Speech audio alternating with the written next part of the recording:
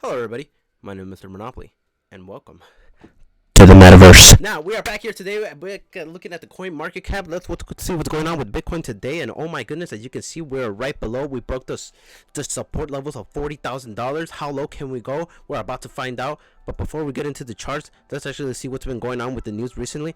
Currently, we've been seeing how much BlackRock spot ETF has been holding. That BlackRock now holds over 45,688 Bitcoin worth over $1.8 billion. It has only been about 2 weeks since the approval of the spot Bitcoin ETF, and they're just getting started. How high can these numbers go? Only one way to find out once we go down over the months, and especially with the halving coming up, I'm pretty sure a lot of these institutions are going to be wanting to gobble up as much Bitcoin as possible. Like I said before, we broke the support levels on 39,000. So how low can we go? We did go as low as about 38,000. Like I said in my last video, I believe we could go as low as 37.5, 37.8 around there.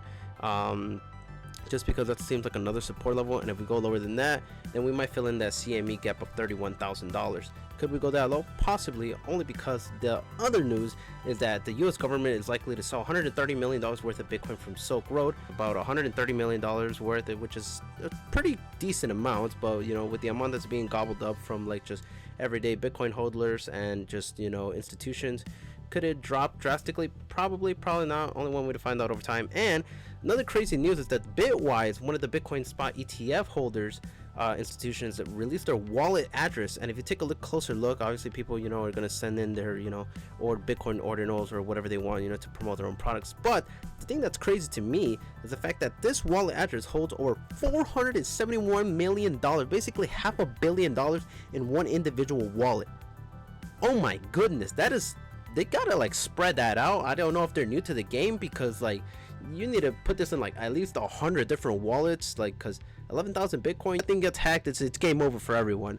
But yeah, that's basically the transparency, which is kind of nice to know, because that's the whole point of the blockchain and cryptocurrency, is to see that, you know, if anybody's like messing around with funds, you know, you'll be able to see it on the blockchain. Other people that have also been hodling their Bitcoin is Tesla. Haven't sold any Bitcoin. They're a public company, so they have to disclose any information of any Bitcoin selling that they have or Bitcoin purchases. And obviously we all know that the Bitcoin halving countdown is in 70 days, pretty close by. How many blocks are left? Here's the stock to flow model. Obviously, you know, everybody was mad that it didn't reach the previous levels of $100,000.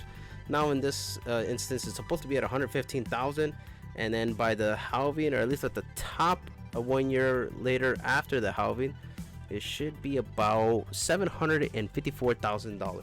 I don't think that's possible. That's a little drastic. I'm not going to complain if it goes to those levels, but honestly, for me, what I'm hoping for in this upcoming bull cycle is, like, you know, 130, 150k, I don't know, 100k is like the first number I wanted to hit. That's basically it for the news today. Thank you so much for watching.